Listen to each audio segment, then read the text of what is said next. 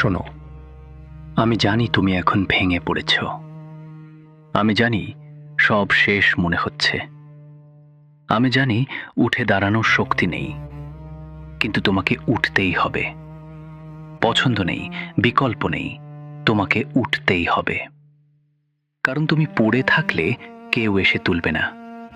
দুনিয়া থামবে না, সময় থামবে না, জীবন থামবে না। শুধু তুমি পিছিয়ে পড়বে। জানি এখন অনেক কষ্ট, মানুষ চলে গেছে, স্বপ্ন ভেঙে গেছে, সব হারিয়ে গেছে।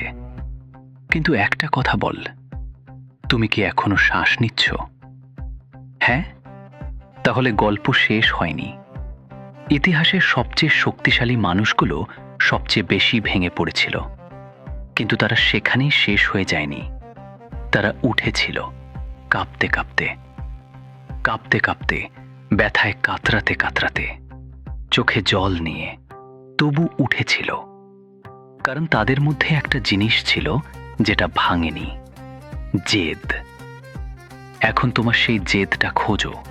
সেটা আছে তোমার ভেতরে, গভীরে, চাপা পড়ে আছে, কিন্তু আছে।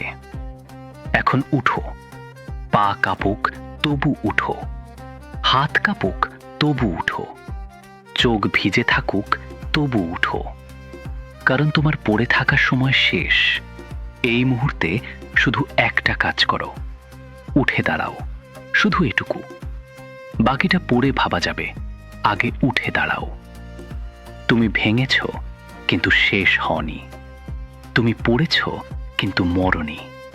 তুমি হেরেছ, কিন্তু হেরে যাওনি। উঠে দাঁড়াও। তোমাকে উঠতেই হবে, উঠে দাঁড়াতেই হবে।